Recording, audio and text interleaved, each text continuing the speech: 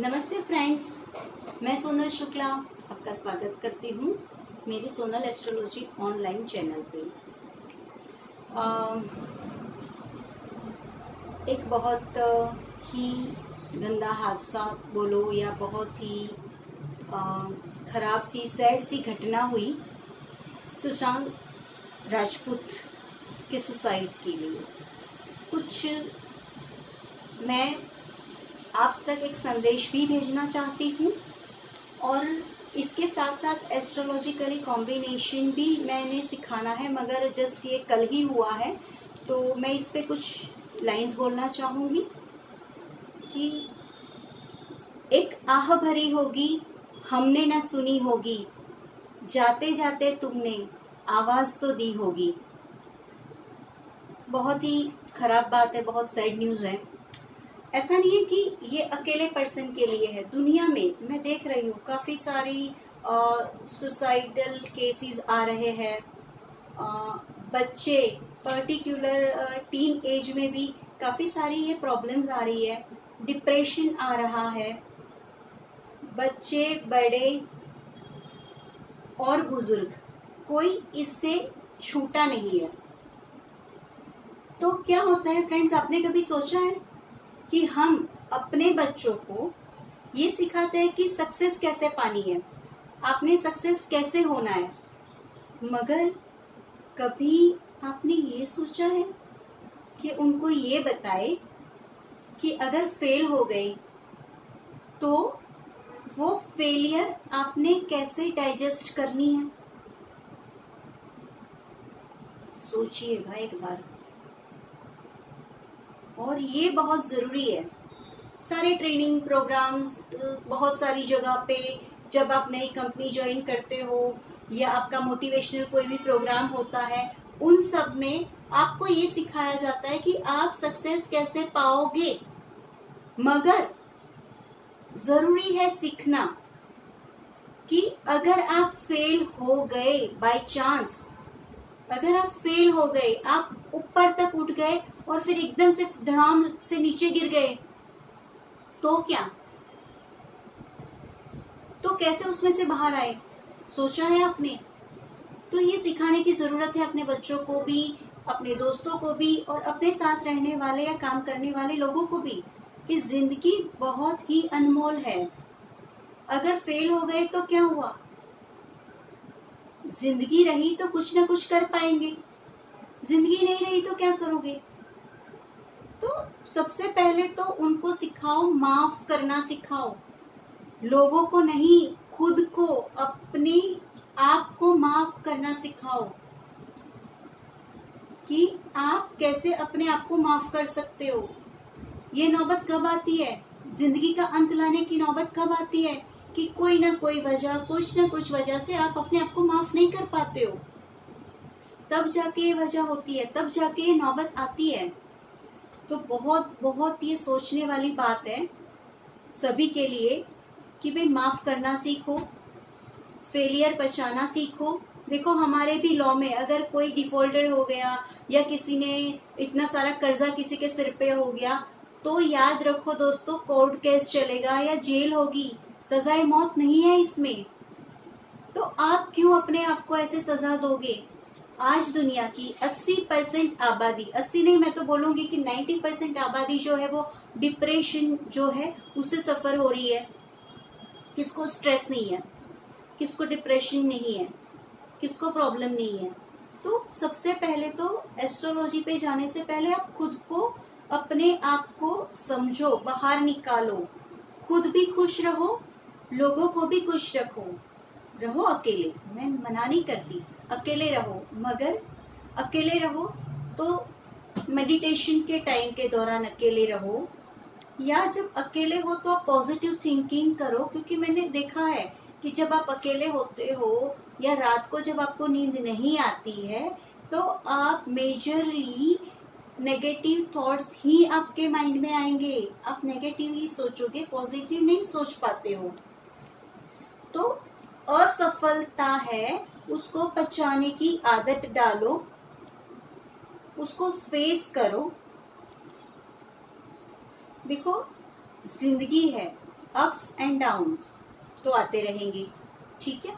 तो उसे घबराने की जरूरत नहीं है, ना ही अपने ऊपर दुनिया भर का भार अपने आप में लेकर होपलेस भी मत बनो आप ये नौबत कब आती है कि आप एक्चुअल, ये रियलिटी नहीं है, होती नहीं है, मगर आप फील करते हो। डिप्रेशन किसे कहते हैं कि आप ऐसा फील करते हो कि आप हेल्पलेस हो, आप होपलेस हो चुके हो, ऐसी आपको फीलिंग्स आती है। रियलिटी ऐसी नहीं है, ठीक है। आपके लिए आप किस दृष्टि से दुनिया को देखते हो नहीं पता, मगर कोई तो होगा जिसके लिए आप उसकी पूरी दुनिया होगे, है ना। कोई तो होगा, तो आपको उसके लिए जीना है। तो अब मैं एस्ट्रोलॉजर्स के लिए और एस्ट्रोलॉजी लवर्स के लिए कुछ कॉम्बिनेशंस भी मैं लाई हूँ। ये चैनल एस्ट्रोलॉजी की है, तो कुछ रेमेडीज भी मैं आपको इस वीडियो के अंत में बताने जाऊंगी। तो आप वीडियो लास्ट तक देखिएगा, इसको लाइक और सब्सक्राइब भी कीजिएगा, ताकि जब भी कोई न्यू वीडियो मेरी आए तो आप तक वो पहुंच जाए। तो सबसे पहले बात कि कौन से प्लैनेट होते हैं जो डिप्रेशन के लिए जिम्मेदार होते हैं। तो सबसे पहले मून, जो इमोशंस का कारका है, मून। सेकंड मरकरी, जो एक लॉजिकल साइड दिखाता है, वो इमोशनल साइड दिखाता है मून। तो मरकरी जो है वो लॉजिकल साइड दिखाता है। और जो सन है वो आपका कॉन्फिडेंस है, सन है वो आपका कॉन्फिडेंस है। अगर ये 3 ग्रह 6, 8, 12 के साथ एसोसिएशन में ना हो, पीएससी में ना हो, पीएससी मतलब कि प्लेसमेंट, एस्पेक्ट और कंजंक्शन, तो मैं ये वर्ड यूज करूंगी आगे पीएससी, तो आप समझ जाइएगा। प्लेसमेंट मतलब वो जहां बैठा है, एस्पेक्ट मतलब वो जहां देखता है या उसको कोई देखता है, और कंजंक्शन मतलब वो किसके साथ बैठा है, ठीक है। तो इसको हम बोलेंगे पीएससी।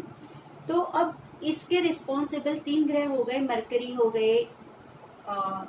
हो गया, मून हो गया और सन हो गया। और उसके जो हाउस है डिप्रेशन के लिए, हाउस जो होता है वो होता है फर्स्ट हाउस, जो हम खुद सेल्फ, सभी को पता है। देन में ब्रेन, वो भी फर्स्ट हाउस से हम देखते हैं।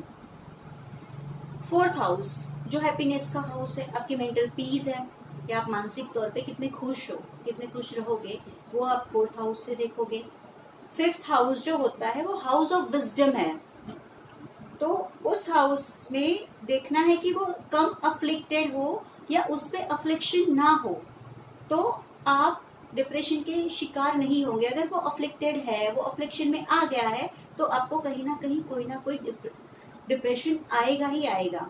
अब वो कैसे आएगा उसके कॉज बता देती हूँ। तो जब पहला, चौथा और फिफ्थ, 5वां जो हाउस है वो कहीं ना कहीं पीएससी बनाएगा 6, 8, 12 के साथ, तो आपको डिप्रेशन की प्रॉब्लम आएगी ही आएगी। सेकंड, अगर आपका मून स्कॉर्पियो में है, मतलब उसकी डेबिलिटेशन साइन में है, तो आपको प्रॉब्लम आएगी। 8वें भाव में बैठा है और राहु के साथ बैठ गया है, तो सोने पे सुहागा हो गया, तो काम बिगड़ना ही बिगड़ना है।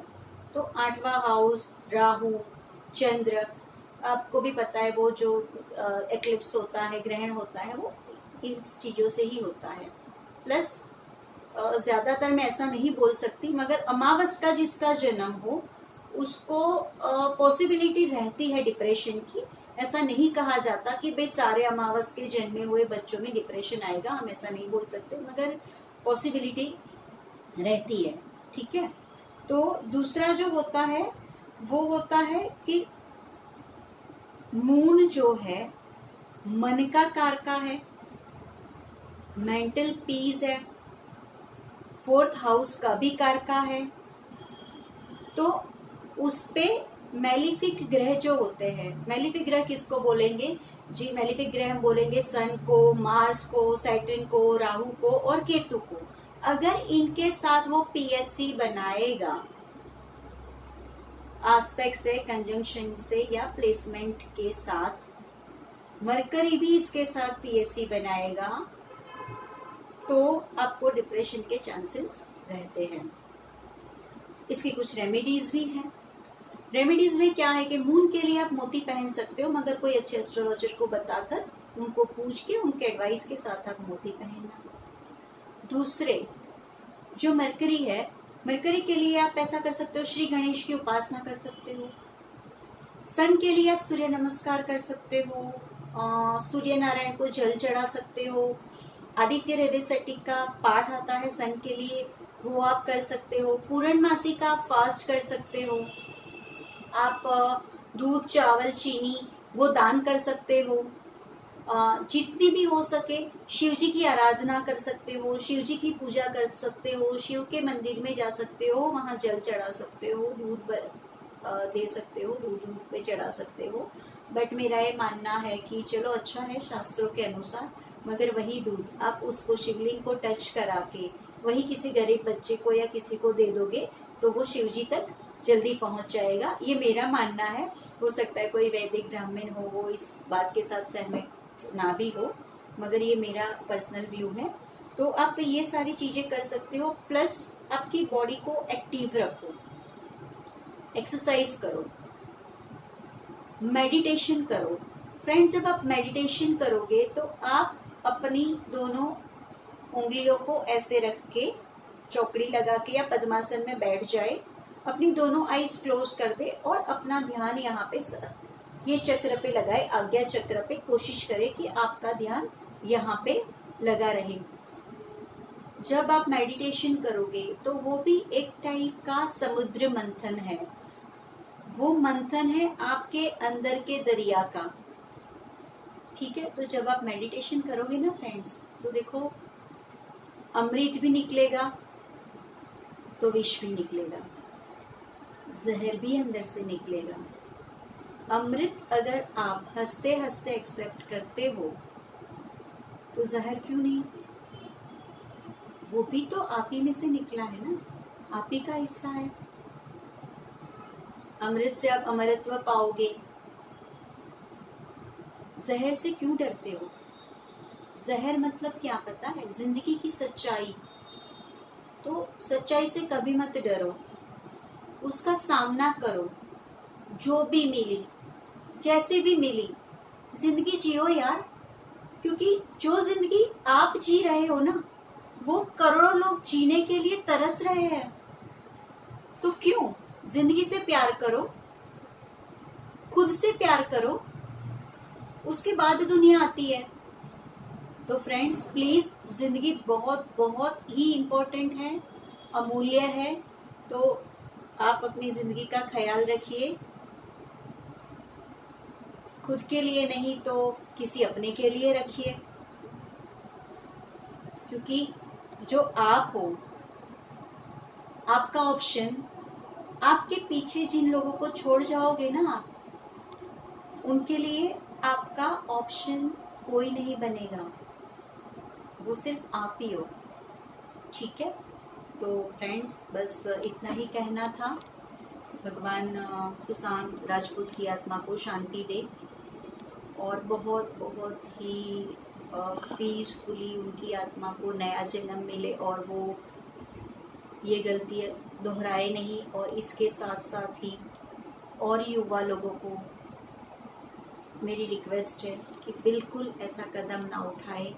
एक सेकंड सोच लीजिएगा, जब आप सुसाइड करने का सोचोगे ना, आधी सेकंड ख्याल आ गया ना तो आप रुक जाओगे।